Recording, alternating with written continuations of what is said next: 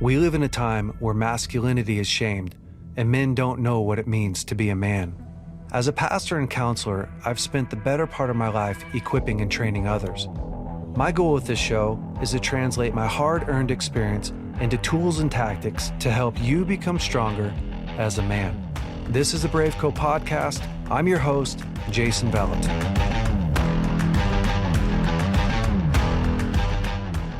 What's up, BraveCo men? Today, I am excited to have my good friend, Greg Hendricks, with us.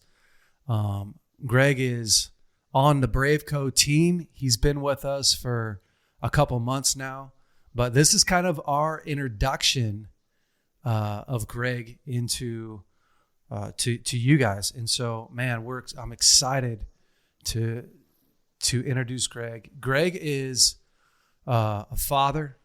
He's a husband. Greg was a professional basketball player for quite a while. Ended up helping to coach the Supersonics as well. Greg was a pastor at the Rock in San Diego for a long time and has been an itinerant speaker and just a carrier of fire, man. If you know Greg, you know that everywhere he goes, he's just packing the heat. He spent a long time being a chaplain for several different teams in the NFL and other organizations. And so, man, Greg, I'm so stoked to have you on here. And for BraveCo, he is our liaison. So Greg travels and speaks and helps to champion what we're doing. We're building out some curriculum for churches this year. We just finished packaging that up. It's going to be ready to go in January. So we'll talk a little bit about that. But Greg is helping to bring life to that, helping to meet with churches and do all kinds of stuff. So, Greg, thank you so much, man, for coming on here. And I'm excited to have you. Man, it's a joy and a privilege. I'm happy to be on, happy to chop it up and talk and encourage all the listeners who are going to be listening to this and watching this, man. It's a real treat and gift for sure. One of the fun things last year is we brought you on before you came onto the team. We brought you in on one of our 5-day challenges. So if somebody's listening to this and going, gosh, what is a 5-day challenge? We used to do these 5-day challenges for BraveCo that were free.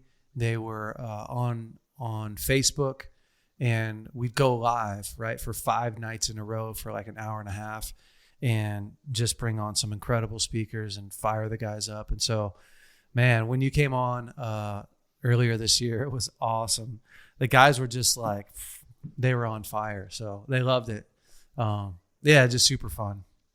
Yeah, it was a lot of fun. That was my first time ever doing it. And just to see all the hungry men, all of the interaction, it was just a real gift. And, what ended up happening from that moment too, is that I had a lot of people individually reach out and just, say, hey, listen, you don't know how much your story impacted. I mean, you really don't know. I think most people, they're like, oh man, my story, who's that going to touch? Who's that going to help? And, yeah, I think everybody tends to maybe say that to themselves at some point. And the feedback was incredible. And so, the whole intention was just to kind of like fellowship, break bread, encourage, sharpen.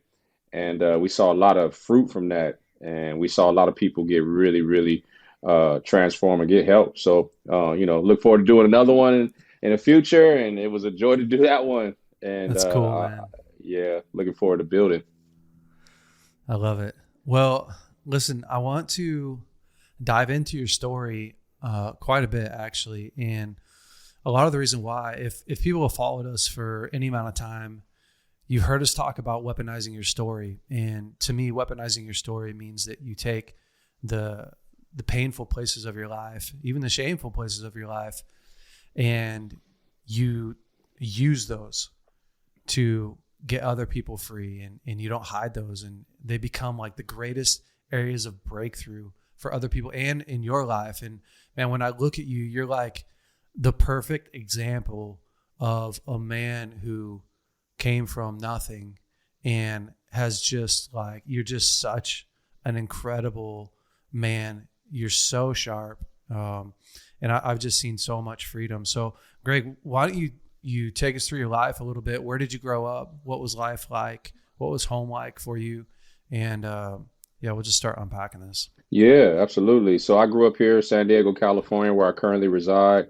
I grew up in a single mother home. Uh, I don't know my father. Never met my earthly father.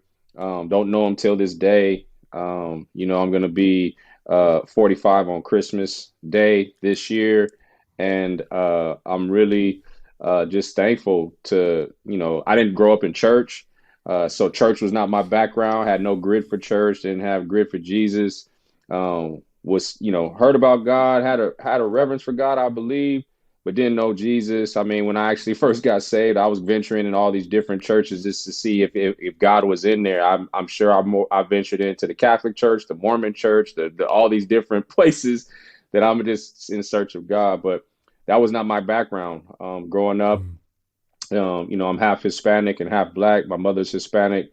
So a majority of my life growing up was, Hispanic culture. My grandfather was a professional mariachi. He used to tour around the world. He actually got the chance to go and do some mariachi music for the troops when they're at war with Bob Hope. And so, that No was his way. life. That was his life. That was his background. And so I grew up in that culture growing up. But a majority of my friends, obviously, we're all Black, and because I play basketball, and I grew up playing basketball at a very early age, and so, but this very single mother home, have one sister that I'm very close with. I actually have two sisters, but one that I'm actually very, very close with that I grew up with. So we had a very, very small family, man, very small family. My grandmother was Wow. around a lot. My grandmother actually helped raise me. And come to find, I didn't come to find this out till later on in my years, but my grandmother was illiterate. She couldn't read or write. And Wow. so that was always a challenge. I also remember oftentimes we wouldn't go certain places, and I would always be baffled or, didn't understand, like, why can't we go? And come to find out, again, I didn't find this out till later in life that she couldn't read or write. So it was really prohibiting her from even taking us to these different places or engaging in these different environments because she couldn't read or write. So, Yeah. um, yeah, it was crazy, man. Like, none of my family went to college at that point. A lot of odds stacked against, someone like myself to even try to do anything. I mean, because statistically, you don't go very far. Yeah. And so we didn't grow up dirt poor or anything. Like, I don't want to give that, misleading impression. We weren't wealthy, but we weren't completely dirt poor. But we were maybe like a little bit below middle class, and Yeah. it was just a real challenge, especially when you're growing up and you're a young male, young minority male, and you have questions about everything in life, from sex to sports to Yeah. how to be a man, all that stuff, and I didn't have that growing up. So the challenge was there, but now I can say the hand of God was obviously on the whole journey, and I didn't come to find that out till really later on in life. So when you were young, um, were you in a good neighborhood, bad neighborhood? Like what was your daily life like? Did you have good friends? All that kind of stuff. Yeah, so I think the neighborhood I grew up in, the first initial part of my growing up, it was good at that time. Now, if you were to go to it, it would be considered a bad neighborhood. Hmm. But it was decent, and it was like, again, it wasn't very upscale, but it wasn't like extremely poor. Um, but it like kind of like merged and overlapped with the poor areas around because you walk one street over and it's extremely poor. You walk, so it's like you just kind of merge. And when you're growing up, honestly, you don't know if you're poor. You know what I'm No. saying? Like, you really don't know. Um, and then I ended up moving about when I was going into the fourth grade, and moved into another neighborhood, which was actually a little bit better, and that ended up being the majority of my high school, young adult life was in that neighborhood, which was here in San Diego called North Park. Were And you guys were you guys living with your grandparents? no, my I lived with my mother and my sister, and my grandmother would come over and watch us. So she lived very close by, Mm. where she would walk to our house every day. She would walk to our Wow. house and show up at a certain time. My mom would go to work. My grandmother would come and take care of us and take care, cook the food and just kind of be around. And then when my mother would come home off work, my grandmother would walk home Sometimes if it was late, obviously we try to get her a ride, but my grandmother would walk to and from her house, and those are the days where you could walk around. Nowadays I For don't know how safe it is, especially for young kids, but yeah, those are the days back then. So yeah, the area I grew up in was fairly decent. There was crime here and there. People get robbed and some theft and stuff like that, stuff that you would normally deal with. But in San Diego at that time, it was pretty quiet. yeah, man. Back in the day. Back in the day, back Yeah, in the back in the day, day. back in the day. What got So you into yeah, sports? What did you always love sports and love basketball? And what was that journey like for you? no, and actually, my first love was skateboarding. I was going to be a No professional way. a professional skater, and I was actually a really good skateboarder. Like I was rising pretty quickly in that whole scheme of things because Southern California, you know, for all you who I'm dating myself, but you guys, for all you vintage folks out there, retro folks, town and country, surfboards and skate shop, that all origined out of, down here and in Southern California. And I was, quickly becoming a really good skateboarder. So I was going to become a professional skater. And I would play sports here and there, but I didn't have like a real passion to play any type of sports. Wow. And then the first sport I actually got introduced to, apart from skateboarding, and skateboarding wasn't even a sport back then. It was just kind of evolving and blooming. Now it's a full blown culture. Yeah. But my first sport was baseball, and I was a pitcher, and I was a really good pitcher. I had a really strong arm, and I was having a lot of success in baseball. And so I was like, you know what? I'm gonna become a professional baseball player slash skateboarder. Well, one day I was riding my skateboard and we were going to a friend's house down by my old house where I used to live. And they had the really steep hills. And so, you young kid, you little rambunctious and got a lot of zeal.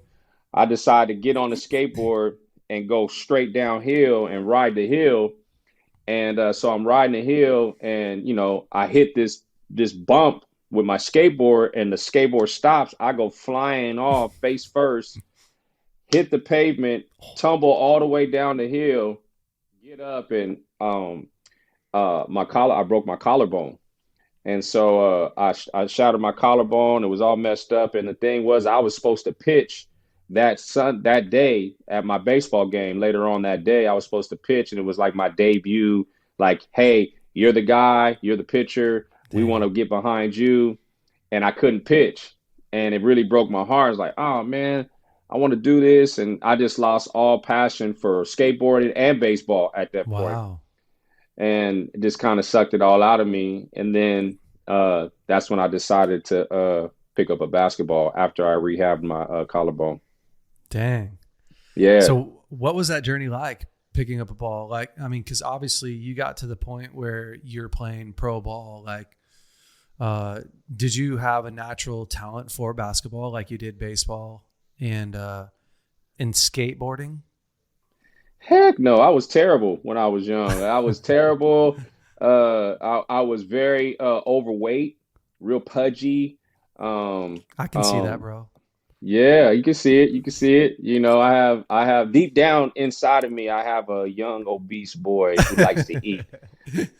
We keep him caged by working out, like the Incredible Hulk type of Yeah, thing, bro. what I'm saying? So, no, all jokes aside, I wasn't very good at all. I wasn't, I was really out of shape. I was really heavy. So it made it really hard to get up and down the court. I had a really big butt. So I'm like dragging this big old butt up and down the court, which made it super hard on my knees and my legs. It was grueling, grueling, grueling. And, but I liked to play, and then I liked having friends, like going to something and being with other Mm. kids. And I picked up a basketball probably around fourth grade, and didn't I wasn't playing organized or nothing, just playing at school. And I was actually decent, but I wasn't like really good. And then fast forward all the way, I got to seventh grade, eighth grade, ninth grade. They finally have tryouts. If you want to make a team, it was called YBA, Youth Basketball Association at the time. And I was like, you know what, let me try. And I ended up making the team. And, there was guys on the team that are way better than me. I was kind of more of like a bench warmer, didn't really play.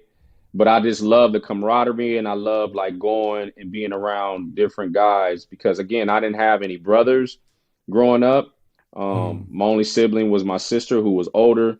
So it was like for me, it was almost kind of like a family thing. Like I can go and I can be involved with other kids my age and play. And, nowadays kids who want to pick up a basketball and get involved at early age, there's so much resource and Yeah. there's so many opportunities and it's just exploded. Like there, you have every opportunity to be really good. But for me, it was just more so community and I like to play. And then it kind of went from there. Growing up and in Southern California, basketball was not like a very popular sport. It was more skateboarding, baseball, football, because they had the Chargers here at the time, and Oh yeah.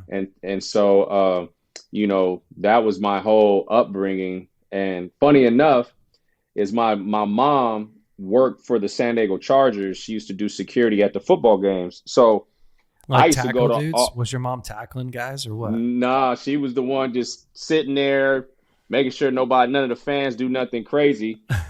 So so my daycare on Sundays were the football games because she had to go to work. So she would tell me, "Hey, show up to the football game, sit right in the front where I can see you, and don't go nowhere. And No occasionally, way. I'll give you some money. You can get a hot dog or something."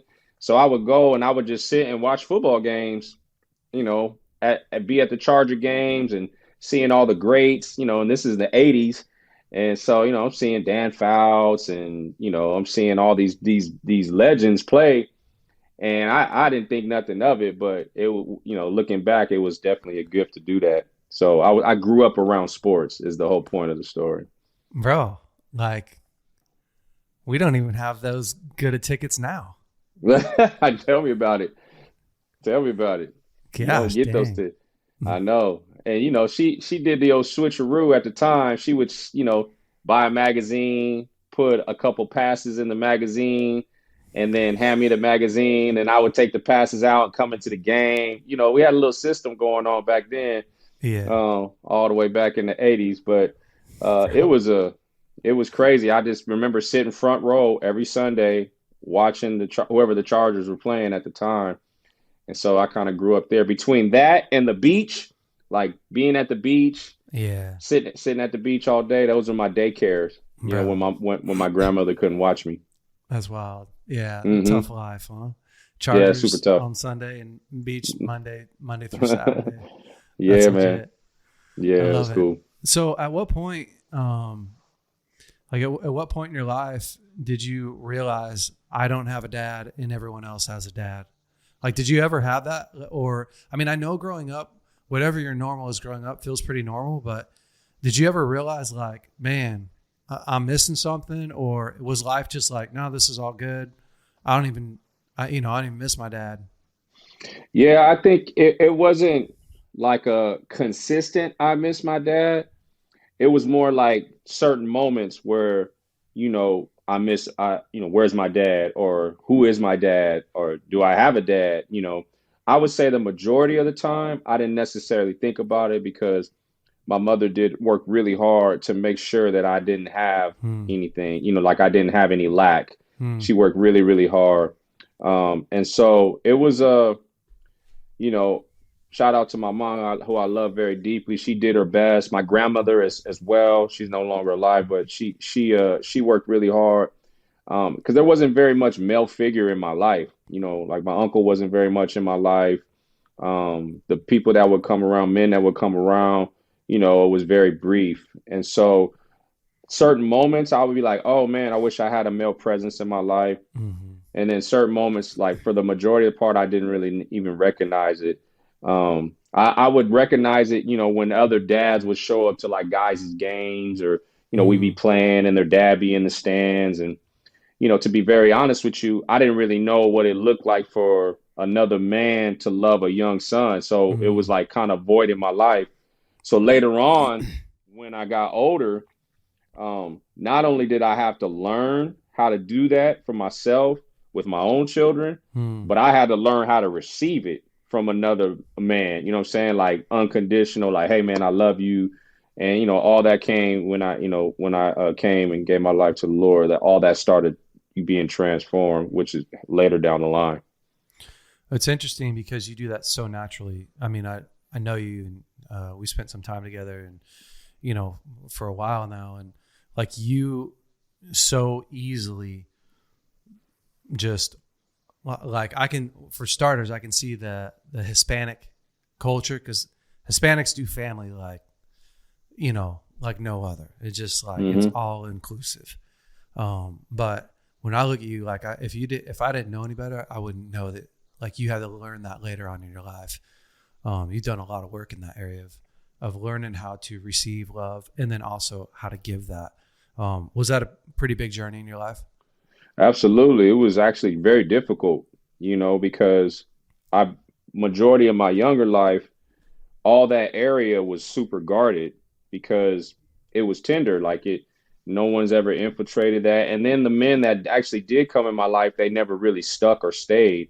So I didn't have like too many like great examples of what it looked like to be a healthy man in someone's life, or, you know, to be able to speak into someone's life. There was instances here and there.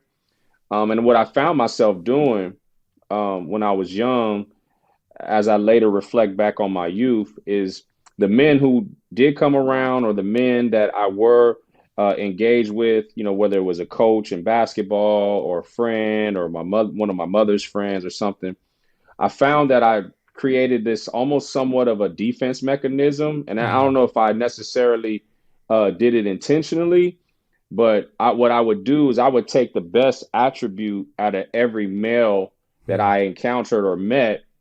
And in my mind and in my heart, I would say to myself, if I have children and I get older, that this father figure that was void in my life will look like this. Like he would be funny, he would be patient, he would have, he would have vision, ambition, you know, he would champion, you know, he would be encouraging, you know, all these things that I would see in all these different people that I interacted with men wise. I would take that attribute and compile what I thought a dad should look like. And come to find out, you know, later again, when I gave my life to Jesus and I started to see God the Father, that's when God told me all that complete conglomerate of attributes is a reflection of him, you know. Wow. But I didn't know that at the time when I was doing it when I was young. Yeah, that's awesome. Take us through a little bit of your professional career, and then I also want to dive into a little bit of how you found God in all of this. Yeah. So I went to high school here in San Diego, and then I ended up getting a college scholarship to a Division II school in Cal Poly Pomona in California. But my dream and well, first of all, it was a great feat. The fact that I was getting my college paid for, you know, fully paid for, and I didn't have to do it myself, and I didn't have to pay for it. My mother didn't have to pay for it. Was a feat within its own, you know. Yeah. But I wasn't satisfied. I wanted to, you know, I didn't know God at the time. I didn't have a relationship with God, and so I had more ambition to play what they call Division I basketball, and this was a Division II school. I wanted to play Division I, which is a step higher. Yeah. And so in order for me to do that, I had to transfer to a junior college and then go back to a Division I school. They call it a 4-2-4, 4-year school to a 2-year school to a 4-year school. And so I ended up doing that. Mind you, at the time, I was a big weed smoker. I was smoking a lot of weed. You know, I would stay in shape. I would be in shape, but I was just, you know, I was a weed smoker, womanizer, you know what I'm saying? Sleeping with girls. You know, just that was my life at the time. So I would sleep with girls, smoke weed, play basketball, go to school. That was what I did. Listen to hip hop music. That was my life. And so when I ended up transferring to College of the Desert in Palm Desert, California, you know, same deal, same thing, same lifestyle, just in another area. Played really good. Ended up having a stellar career at junior college. One of the #1 recruited players in junior college during that time in all of the America. So I had a lot of up promise. but this is probably the first time I ever really had some interaction with God. And at that time, um, I was just sleeping with a bunch of girls and smoking weed. And I this was probably the first prayer I prayed that I actually remembered, like, God answering, like, outright. And the prayer was like, God, I'm tired of sleeping with all these chicken heads. That's, promiscuous women. Give me a woman that I could call my wife. And that was my first prayer that I can Wow. actually really remember. And 2 weeks later, I lived with two other girls and one other guy. There was four of us in an apartment. And 2 weeks later, a girl came and knocked on her door. She was looking for one of her friends who was another friend of one of the girls that I live with. And that woman ended up becoming my wife. She's my wife now. You Holy know, smokes. that's how I met my wife.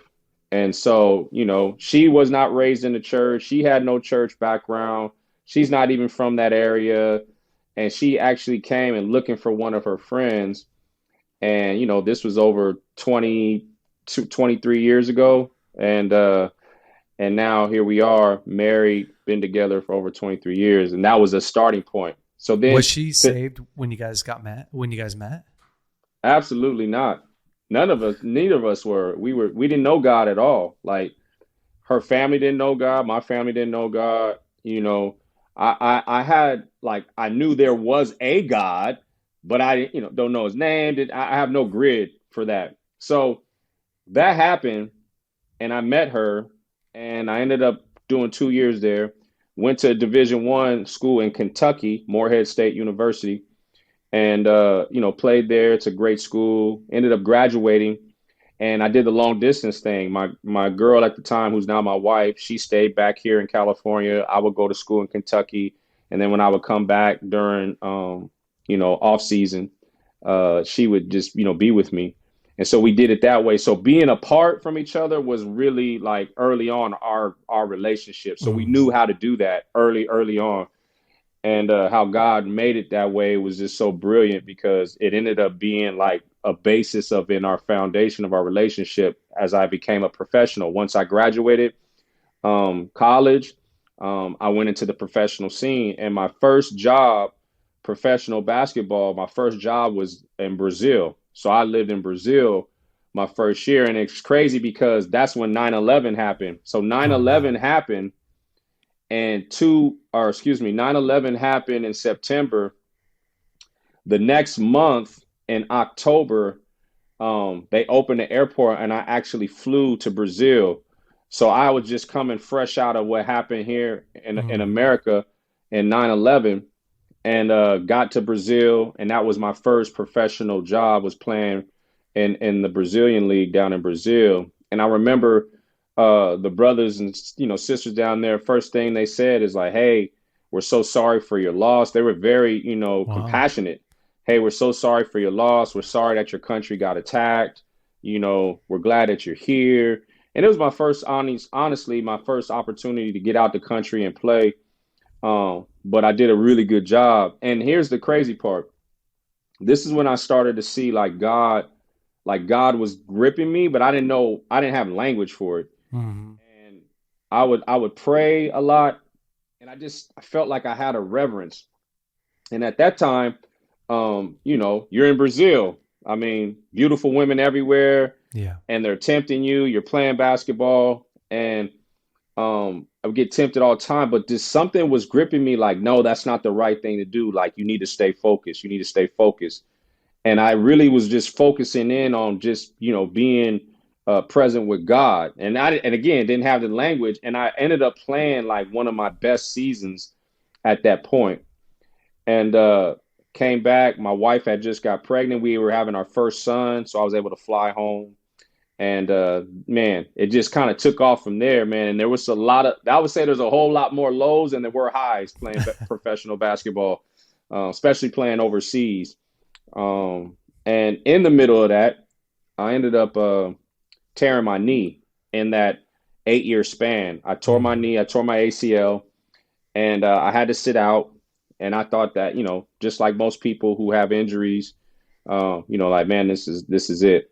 Yeah. And in that moment, though, I had been working out with the Seattle Supersonics during the summer.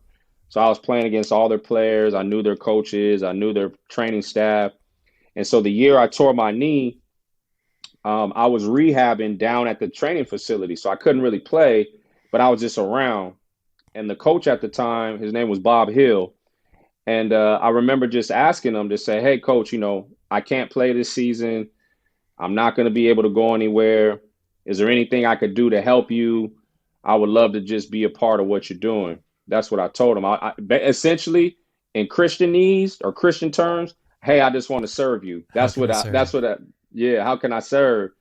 And he was like, hey, man, show up to this camp that I'm doing for these coaches and just help me with it. All right, cool. So I ended up showing and doing like some demonstration stuff. And he was like, all right, I'll see you on Monday at training camp. And, that was his way of inviting me to come be a part of the NBA. Wow. And I was like, again, not having a father, not being like, not having an understanding when men extend love to you, I took it as this guy's lying to me and he's not Wow. serious. And you know what? I'm not going to go. So the first day when he invited me, I didn't go because I thought he was lying to me. Wow. And so I stayed home and I was working overnight job at the time. I was living in Washington, obviously. And I looked online to see the training camp. And I was like, man, I was just there yesterday or 2 days ago. And now it's the NBA season starting. And I'm thinking to myself, man, I should be there. He invited me. But something deep down in me was like, this man's lying to you. Don't trust him. You shouldn't go. You're going to go and you're going to get there and you're going to be made a fool of. He's not even going to remember who you are. Like it was just all this shame, all the stuff that, and it was kind of like coming out of a place of not having a father, like a Wow. healthy father. And so the next day I was like, you know what? I got to go. And even if it doesn't work, then I've just got to try. So I ended up driving down there, and it was about an hour and a half away from where I lived to where the Seattle Supersonics practice was about an hour and a half away. So I had to drive every day. And I get down there and I walk into the lobby, and the receptionist guy, who I just saw 2 days ago, goes, "Can I help you?" And he act like he didn't even know me, like, and I was just like, "See, I knew it, all the stuff I was thinking is right." And I was like, "Well, yeah, Coach Hill told me to come, and he wants me to help with training camp, and I'm a part of the team now." And he looked at me, kind of gave me this like almost kind of like condescending look, like, "Yeah, okay, all right." Well, he goes, "Okay, well, hold on a minute, sit right there." Let me go get the coach. And I'm thinking to myself, what did I do, man? This is terrible. I can't believe all the shame and all of the Yeah. guilt and all of the everything was just welling up. And so the coach comes down the stairs. He walks down and he sees me. And the first thing he says, he goes, "Where the F were you at yesterday?" I was sick. I lied, said something. He goes, "Well, you feeling better?" I said, "Yeah, I'm feeling better." He goes, "All right, get to work. You ready?" I said, "Yeah." And he said, "Get in there." And that's how my opportunity in the NBA started. Wow, that's crazy. So Yeah, did that start like that camp? Did you get on the team at that point as a trainer, or what happened after that? right. So I came in and it's funny because all those guys that were in camp I played against. So they were my friends. Even the best player at the time was Ray Allen, who's one of the greatest shooters ever to play basketball. He's there. He's my friend. Like I know him. I talk to him. And so when I walked in, they were like, "Yo, Greg, what's up, man?" It wasn't even like, "Who's that?" It was like, "Hey, come on." And so when I came in, they're like, "What you doing here?" I was like, "Well, I'm gonna help out with the team." They were like, "Cool, come help me work out." So I would go work guys out, like rebound for them, running through drills, do stuff with them, help them shoot, all the stuff that I did as a player, and I knew what they had to do as a player. It was easy for me to plug in because I know how to be that other guy to help them get better because I know what helped me to Yeah. get better. So it was an easy transition. And I had rapport with them. So it wasn't like I had to build Yeah. friendship and equity and all that stuff. And so, I get in there. There's other coaches in there, and you could tell they're kind of looking at me like, yo, what's he doing here? And, a lot of these guys worked their tails off to be there at that point. And I just kind of come in because Coach Hill gave me a chance. Well, I went in there, I just worked hard and just served and helped guys get better.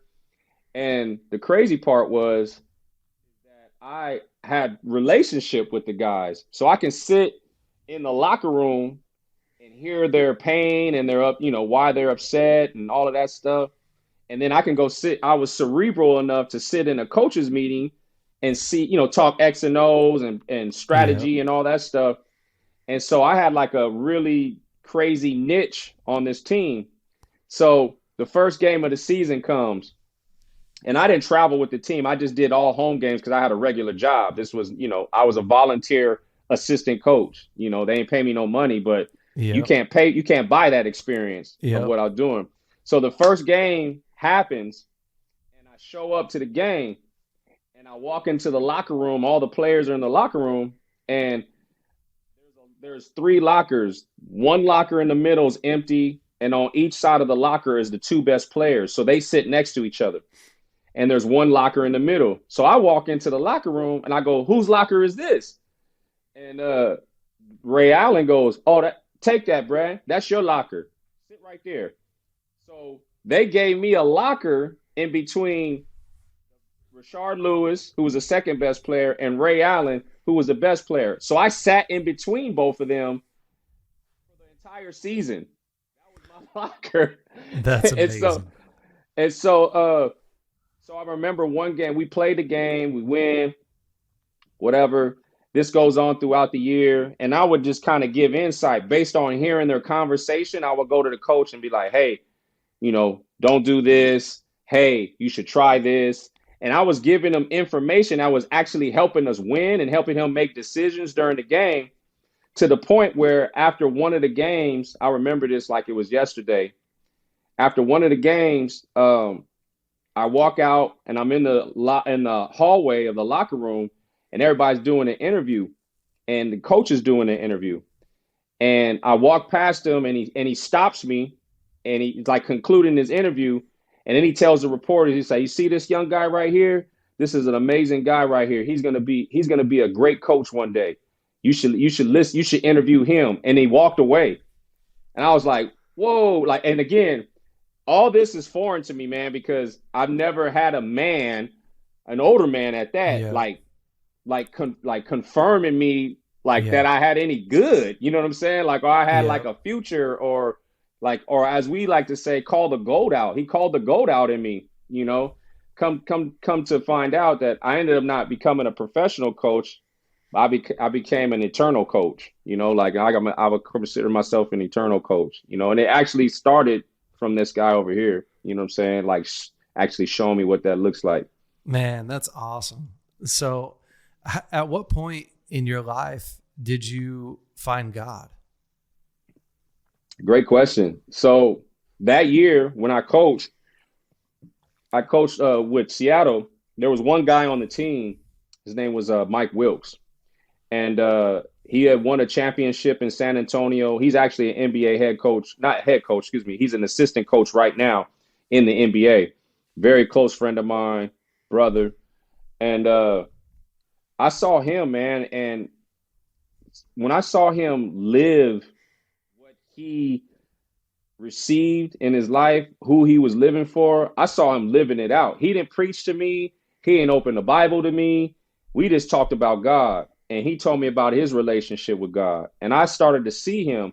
Now, granted, this dude, he would work hard. He would never play. He would play here and there. And he was really good. But the politics. And so one game we played the Lakers. We were playing the Lakers, and we were getting beat pretty bad. And Kobe Bryant was killing us, man. This is Kobe had just, late great Kobe Bryant came back. He came back off like a knee surgery, and he was beating us on one leg basically because he was getting it strong again. This is Jeez. when they had Shaq, and they had an amazing team. But something happened during that game that I'll never forget, and I actually wrote about it in my book, um, that's coming out here on in December. And we were playing, and my friend who was a Christian was just super positive, very encouraging. And come on, guys, you could do it, you could do it, keep working hard, keep working hard. And this goes on. He's doing this for like throughout the whole game, really. But there was like a 10-minute stretch. And then there was another guy on the team who he was a good dude, but he had like a really, really bad attitude. And nobody on the team really wanted to confront him because he was 6'8", 280. So he was a big dude. And he was not afraid to punch you in your mouth, you know what I mean? So he's not afraid like confrontation. So a lot of guys didn't really want to talk to him. So my friend's like, yo, man, come on, guys, you can do it, you can do it. And then the other guy was like, hey, man, he was like, man, shut up, man. How can you cheer for this stuff? And, this is terrible. We getting beat. And this goes on for like 10 minutes. And then towards the end of that 10 minutes, he's like, man, shut up, man. And now he's cussing and it's getting louder and the fans can hear it. And I'm sitting like right at the baseline so I can see the bench and I can see the game. And I'm like, oh man, they're about to get in a fight. Like I'm not even paying attention to the game no more. I'm actually paying attention to what they're doing. And so what my friend did in this moment, I'll never forget, man. And it marked me. And it went like this. He was like, come on, guys, you could do it. You could do it. And the other dude's like, man, shut up, man. How can you cheer for this? And my friend, without even breaking stride, turned directly to him, looked him in his face because they were sitting next to each other. And he was like, because Jesus Christ is my Lord and Savior. And if you knew Jesus Christ, you wouldn't have that type of attitude and you'd be cheering for your teammates. Come on, guys, let's go. And he just went right back into cheering for these guys. And my mouth was on the floor. I was just like, oh my God. And it shut that big dude, it shut him up completely. Like he stopped talking. It like stopped him in his tracks. And like I'm looking at him, like I have my face looking at him, and he kind of like turns and catches me looking at this whole thing. I like kind of like look away, like I'm not paying attention. And I was just like, man. And from that moment, that was something that was the seed that got planted in my heart. Because I was like, man, if this dude, he didn't say one thing, he didn't read one scripture to me, he didn't open the Bible to me, he just lived it. He lived it, bro. And I said, if I could have what that man has, then I'm gonna have something in my life. And that was in 2004, I believe, 2003, 2004. But I didn't come to faith until 2009. Wow. And so, but that seed was in me of how he lived his life. And I never forgot that, man. I never, ever forgot that. I mean, till this day, I never forgot that. And that was actually the catalytic turning point, is seeing him live like that. And then in 2009, I had this whole encounter with God at that point. That's wild. Mm-hmm. It's crazy how we have these key turning points in our life that we often think like it's the, you got to preach the message to somebody or, quote the scriptures or whatever. But man, so much more is caught than taught, right? So much more. People are watching our lives so much more than they even want to hear us talk. And I just love that guy lived his life. And at some point you just went like, man, I got to change my life. I got to, what was like the key turning point for you to decide like, I have to give my life to God? Yeah, good question. Again, I believe I wrote about this in my book as well. It's like, so 2009 is my last year playing professionally. And I was in the Ukraine. I was playing in Ukraine at the time. I was living in Kiev, Ukraine. And things weren't going as well as I wanted them to go. I mean, I just came back, I rehabbed my knee. I was playing, I was working out, I was waiting. And the team that I went to play for essentially didn't want me.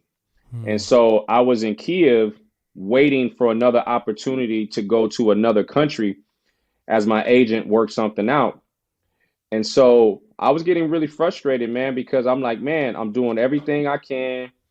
I was actually at that point, I was reading the Bible, even though I wasn't retaining anything I was reading, I was just reading it. Wow. Okay, God, you're gonna show up. God, you're gonna, and I didn't, again, I didn't say any prayer. I didn't say, I was just like, okay, God, I believe in you. I believe in you. I believe in you. Are you gonna show up? You're gonna show up. But there was another half of me that wasn't fully surrendered to God, which was the half of for the ladies and all that stuff. And so, I'm in a very low moment, man, because nothing's working out. At this point, I have two sons at home. My income is low. I'm not making really any money because I'm waiting. I'm sitting there, and it's just one of those valley of the shadow of death moments. You're in Mm. that valley, man. It's like, oh God, you gonna show up? And again, didn't really have a grip for God. Well, in the hotel I was staying, there'll be certain people come in. This woman happened to actually come in at the time. Long story short, I ended up sleeping with her. And it really I was really just disappointed in myself because at that point I felt that I had grown away from that no longer had any type of foothold or stronghold over my life. And I remember we had got done having sex, and she rolled over and she said, "Tell me you love me." And I just looked her straight in her face and I said, "I don't even love myself. Mm. I don't love myself. I don't care about myself. I don't love myself. So I can't tell you that. I'm sorry." I left.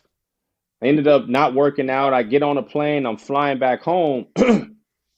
And at that point, I knew, I was like, my career is over. Like, I'm done playing basketball. I don't want to do this anymore. I have no passion for it anymore. I'm done. Like, and I'm not even happy. I played all these places. I made a little bit of money. I've seen some stuff, met ton of people, but I'm not happy. I'm coming Mm. home. I have two boys at home at this point, two young boys. I have a woman who has not left me, who's been faithful to me. What am I doing? Like, this is terrible. Like, I'm wasting my life, and there has to be more. Well, the beauty of it is I still had they did a bunch of layoffs at the job that I had at the time, but they didn't lay me off, even though I was gone for like 3 months. Wow. They kept me on. So I actually went back to work, and I was an overnight security guard at a really high-end golf resort in Washington State. And I was sitting at work one night, middle of the night, or actually early morning, about 2 in the morning. And I called my friend, and he was actually on track to become a pastor, but he stopped and he walked away from his faith. So he was really the only person I knew that was actually going down the road of potentially becoming a pastor. Yeah. I didn't know any pastors. And so I called him. I said, "Hey, bro, we lived in San Diego at the time, and I was here and I was in Washington State." And I said, "Hey, man, you was gonna become a pastor. Tell me about that. Like, what does it take to become a pastor?" And he started talking to me and about God. And he's like, "Yeah, but I'm walking away though, man." He goes, "But you know what, man? You should check out this one church, man. I think you'll like it." I was like, "For real? What's it called?" He's like, "It's called the Rock Church." He said, "The pastor's funny. You know what I'm saying? He's a former athlete. I think you would like it, man." And I was like, "Well, I like to laugh and I play sports. You have me sold." He's like, "Cool. Go online and just look it up." All right, cool. So I go online and I look up a couple, they have an archive of the sermons. So I watched one. It was good. Watch the second one. It was real good. Watch the third one. And at the end, he's an evangelist. So he's all about saving souls and, pray to prayer. And that's your entry point, essentially. Yeah. And so by the third one, I stand up in the middle of work on an online service, recorded online service, and I said, "Jesus, I make you my Lord and Savior. Come into my life. I give you my life for real. Like, I'm not turning back. Like, I'm really saying yes to you. I'm gonna say yes to you, and I'm not turning back. You have my full yes." And this bright light came into the room, bro, and my heart started racing. And I thought I was having a heart attack, you know what I mean? Or I didn't know what was going on, but I didn't feel like a threat. It didn't feel like a threat. I just like my body was getting out of whack. I started sweating, and then I started crying, like uncontrollably crying. And it wasn't like a sad cry. It was a cry like everything that was wrong about me was being unwound from within me. Wow. Like I was not, like I was no longer shame, no longer guilt, no longer, a liar, no longer, manipulator, all these things that started unwinding. I'm just sitting there crying, crying. And this goes on. It felt like 30 minutes, but it was really only like 5. And I'm just sitting there and the light comes out of the room. I'm back at work, a sobbing mess. I was like, I think I just gave my life to Jesus. No way. I'm like, oh my gosh, I'm saved. So, work concludes. I get off at about 7:30 in the morning. I come home and I tell she was my girlfriend at the time. We were living together, but we weren't married, and we had 2 children. And I come home, I said, I gave my life to Jesus. And she was like, what does that mean? And I was like, I don't know. I said, but I heard God said, get on a plane and go meet this pastor. So I booked my ticket and I'm leaving in 2 weeks. And she was like, so God's speaking to you? I was like, yeah, it's weird. Bro. And she was like, and she got mad. She was like, what's he saying about me then, if he's speaking to you? I was like, I don't know. He didn't say nothing about you. He just told me to get on the plane and go meet this pastor. And she was like, okay, whatever. And so 2 weeks later, bro, I go down to San Diego. Well, first I call my friend. I'm like, hey, man, I'm coming home. He's like, oh, cool, bro. He's like, man, we're going to go to the club. I got all this stuff set up, man. We're going to have a good time. I said, no, no, no, no, no, no. I said, I only want to do 2 things when I come into San Diego. He's like, what's that? I said, 1, I want to go to the gym and I want to play some hoop on Saturday. He's like, okay, bet, man. I'm going to call all the homies, all the guys, let them know you back in town. Because, mind you, I play professional basketball. I coached in the NBA, so I had a bit of a reputation, and all the guys knew I was like in that circle. He's like, cool, I'm going to get everybody in the gym. We're going to go hoop. All right, great. And he said, what's the second thing? I said, I want to go to church on Sunday because I'm going to go meet the pastor of the church. And he goes, you going to meet the pastor? Did he invite you? I said, no. God told me to get on the plane and go meet him. And he starts laughing at me really loudly. And he goes, it don't work like that, bro. You just don't show up to the church and you meet the pastor, especially him. He goes, that's a big church. I was like, no, you don't understand. Like God told me to go talk to this man. And he was like, are you sure, man? He was like, well, all right, man, we'll go. But don't be disappointed if he don't show up because sometimes he's not there. I was like, whatever. So I fly down to San Diego, bro. First day, Saturday, we go to the gym. All my friends, all of my competitors that I played against in high school, they're in the gym. Greg, what's up, man? Oh, man, good to see you, bro. Man, we heard you play here and you coached here and, man, you look good. And, and I'm in there like dominating because I'm still in shape. You know what I'm saying? Like I still play. And so they're like, yo, man, what's up? We going to go? I said, nah, man. I said, matter of fact, you should come to church with me tomorrow. Matter of fact, have you asked Jesus Christ to be your Lord and Savior? No way. They're looking at me like an alien. They're like, who are you, man? Like, I'm like, hey, man, you need to give your life to Jesus, man. Seriously, or you going to go to hell. Like, that was my evangelistic speech. Bro, that's amazing. I was like, you're going to go to hell if you don't give your life to Jesus. And they're looking at me like, man, shut up, man. Like, we're not going to church with you tomorrow. I said, brother, you got to come. I said, bro, you got to come with me. And I'm like, bro, you got to come with me, man. If you don't give your life to Jesus, you're going to hell. And they're like, man, we're not going to church, man. We love you, bro. But, man, who are you? We don't even know you no more. I was like, well, listen, I'm going to church tomorrow. Meet me there if you want to come. Otherwise, you're gonna probably go to hell, so I'm gonna pray for you. That was my evangelistic speech. That's amazing. So the next day we go to church. It was me, my friend, and another mutual friend of mine, who is actually like one of my best friends now. He shows up. So we sit front row, bro. Pastor Miles comes out, and he's actually there. And I'm like, oh my God, dude's here. Cool. I'm gonna meet him. So he preaches, he gets done, he comes and sits, he stands at the side of the stage, and there is a sea of people trying to talk to this dude. I mean, your dad is admitting, you know how it is when a ton of people want to talk to you, and you're that guy at the back of the line. And I'm just sitting there, and all I see is just a group of people trying to talk to this man, and I'm starting to get frustrated. And I'm like, man, and I said these exact words. I was like, man, God, you told me to come down here, and you want me to talk to this man. Make it happen, just like that, verbatim. And I turn around, and then I turn back around, and nobody's standing there. And he's standing there looking at me with his arms crossed like this. So I go, like, okay. So I walk right up to him, and I go, hey, Pastor Miles.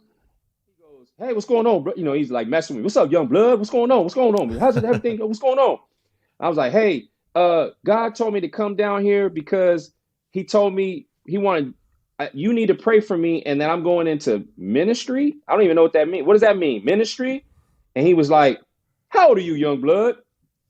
I was like, oh man, at the time I was like 30 something. He was like, I'm gonna be 50. Can you believe that? I'm gonna be 50 years old this year. But I look good though. Don't I look good? Don't I look good? And he's like messing with me. He's like fixing my clothes. And I was like, yeah. He's like, hey, have you asked Jesus Christ to be your Lord and Savior? I said, yeah, I have. He's like, oh man, you saved.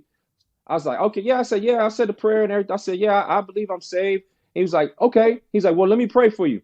Cool. So he puts his hands on me like this. I put my hands on him like this, and we're linked over like this, bro. That's amazing.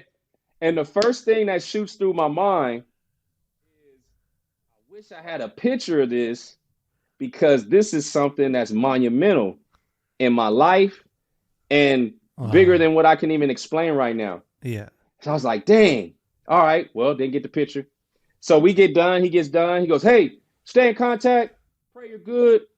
Hope everything goes well. Let us know how things are going. And he takes off. So I'm like, okay, well, that happened, And so I turn around, and me and my friends are walking out the church.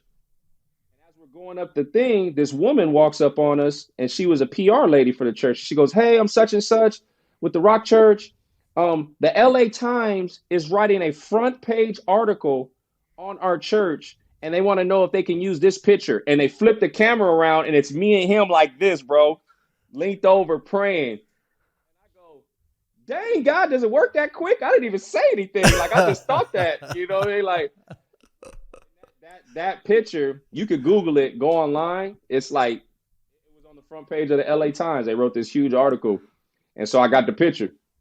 And then from that point forward, man, I started walking with God. So did you tell your girlfriend the same thing? Did you come home and be like, hey, listen, you're probably going to go to hell unless you accept God into your heart? Like, what was that journey? Just give us like the 3-minute version of that. Nah, it was like, honestly, it was hard for me, because it was a lot of like, I'm watching you, like, are you really a changed person? You, and I'm actually waiting for you to make a mistake to say, I told you so. Wow. That's what it was. So it was really, really hard. And not only that, her family all lived in the town that we were living in. And so they all knew me up until a certain point, smoking weed, drinking, hanging out, doing all the, like, they knew the old person very well, but they didn't know the new person. And matter of fact, they didn't even have a grid for why I was new. So it's like double lifting. And what I ended up doing is just like, I started to change my life. Like I used the model from my friend from the Seattle Supersonics, as opposed from just preaching and reading the Bible. Like I just like, okay, my life is going to speak more volumes than anything I could tell you. Let me just change my life around. So I stopped listening to the music I was listening to. I stopped, because one of my biggest hangs ups, I had a real bad mouth. So I cussed a lot. And Hmm. so I had a real problem with my mouth. I was verbally handicapped. You know what I'm saying? Yeah. Like I was verbally disabled. Like I didn't know how to express myself without saying the F word or this word or that Yeah. word. And so, and what God showed me was that it was through the music I was listening to. So I changed the music I was listening to for a whole year and a half. And so my life changed, which allowed me to speak to my wife about her life having potential change. You know what I'm Wow. saying? Just had to model it before I can even speak it. And so at some point, at what point did she come to you and be like, I want to do this? Well, it didn't happen. So what ended up happening was, we had transformation. Now, mind you, we weren't married at this time. And so um one day I came to her and was like, hey, because I got confirmation that I could marry her. And I came to her and said, hey, give my life to God. I'm gonna follow God all my living days. Will you marry me?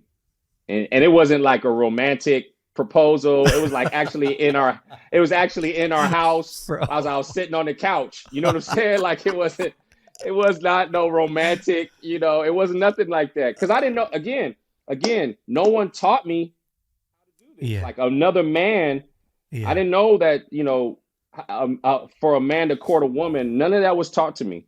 So I was just sitting on the couch like, hey, I gave my life to God and things are changing. And, I believe I have permission now to marry you. Do you want to get married? And the first thing she said is, why you want to get married? We've been together. We have 2 kids. Like, why you want to get married? And I was like, well, I love you and I'm going to follow God all my living days. And his word says this, the Bible says this about marriage, and I'm committing to you like I committed to God. Do you want to get married? And she was like, oh, well, and it wasn't no clear yes. It wasn't none of that. Bro. It was like, oh, well, what I'm saying? Like it was like that. It wasn't nothing, like spectacular or anything. And so we ended up getting married. And here's how I knew, because I knew I didn't want to marry my wife prior to me not having a relationship with God, because I knew how I would treat her. That was the Oh, whole thing. I knew that. And once I gave my life to God, God actually spoke to me and said, you have permission to marry my daughter now. wow. That's cool. You have permission to marry my daughter now. And I was like, okay. And so we ended up getting married.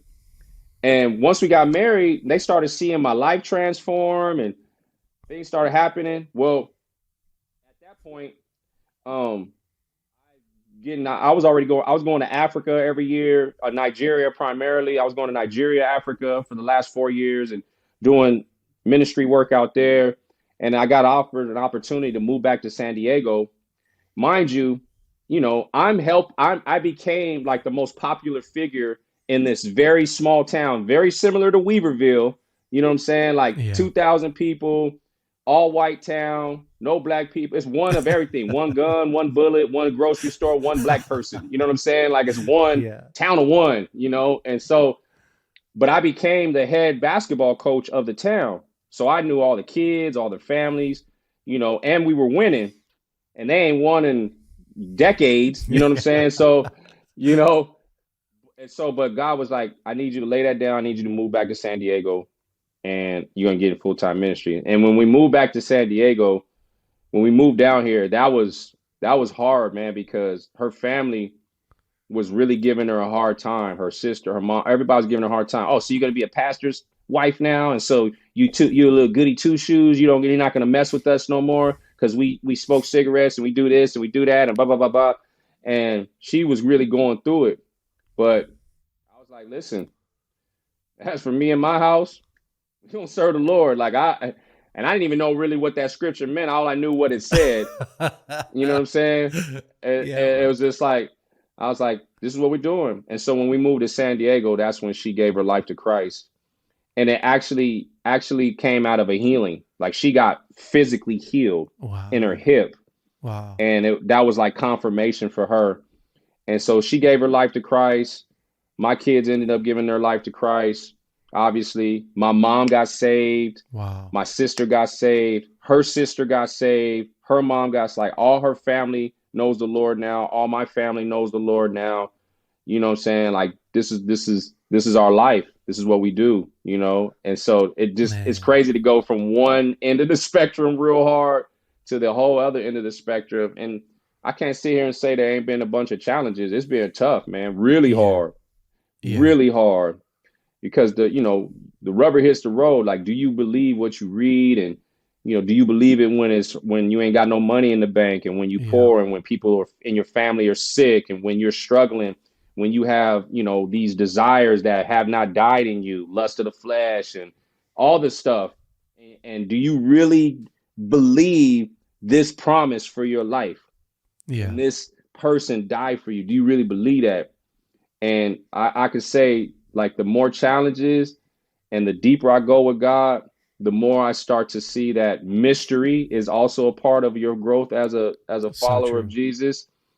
And because it keeps you in a position of childlike wonder, I think that's actually to your benefit at times. And so, man, it's been a journey, and it still is. It's been great, That's but amazing, I know man. that there's a whole lot more. You know what I'm saying? Yeah. That's so cool. I love your journey. Um, we're gonna finish here soon, but I just wanted to uh, hear just a few minutes about your book.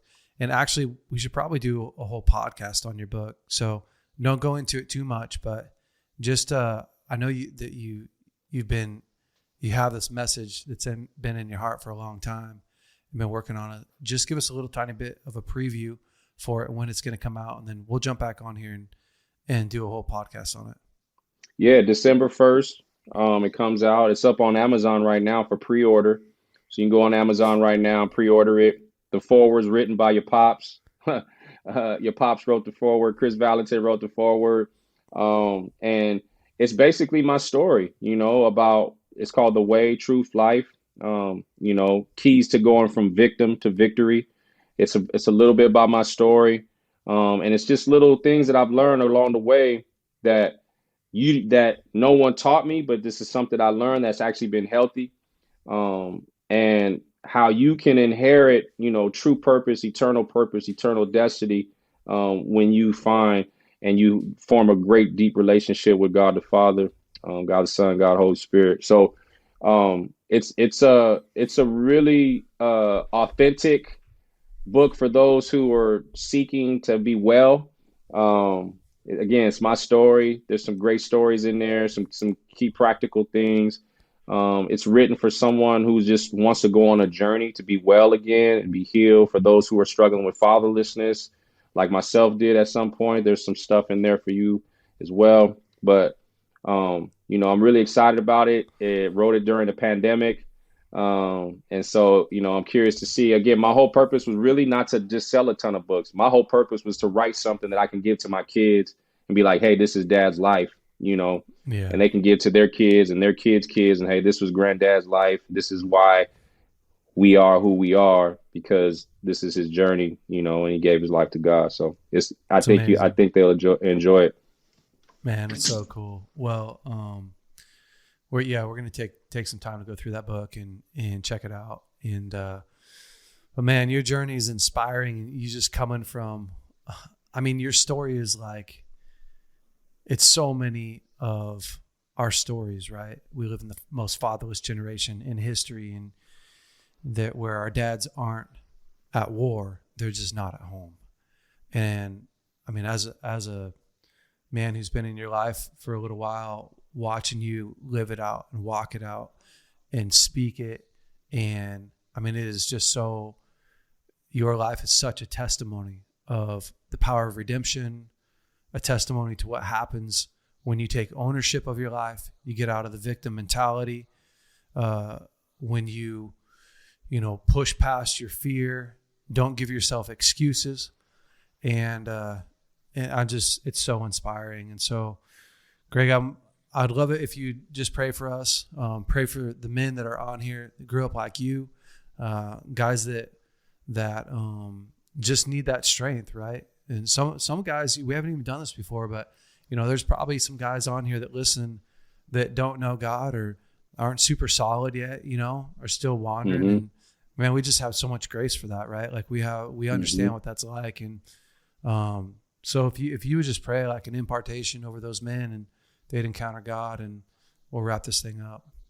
Yeah, absolutely. Father, I just thank you for every single man, every single person that's going to listen to this podcast, Lord. I pray, God, that it would lend strength to those who are on a journey to seek healing, restoration, identity, God.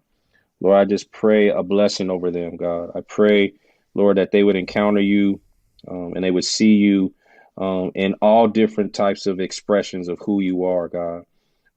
They would see you in your word. They would see you in daily living, God. They would see you in the lack. They would see you in hard times, Father.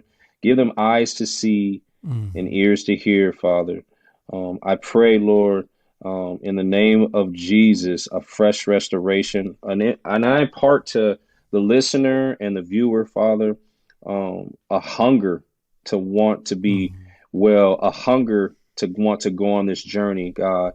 Fresh courage, fresh stamina, fresh strength, God. Lord, that they would not give up, Lord. I pray that there would be a fortitude to the listener, God, to press in and press forward, God. And whatever my story lends to that journey, Lord, I pray, God, that they would inherit something to help them journey for the long haul and journey towards victory. God, we love you and we thank you for what you're doing. God, I thank you that your word says you give justice to the weak and to the fatherlessness.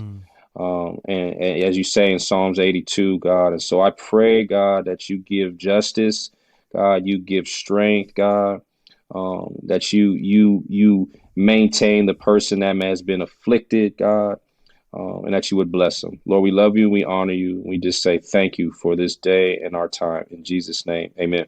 Amen. Greg, thank you so much, man. You're such a blessing. And for those of you that are listening and watching, we just want to encourage you to, rise up above your circumstances, get some courage, be brave, and do something that you haven't done this week. Challenge yourself to get uncomfortable and, put yourself out there. So, guys, stay brave. Have an incredible week. Hey guys, thanks so much for listening to the BraveCo podcast. If you like this podcast, would you please rate it, review it, leave us a great comment. And if you like this episode in particular, share it with your friends and family. That helps us to spread the word. Guys, stay brave. We'll see you next week.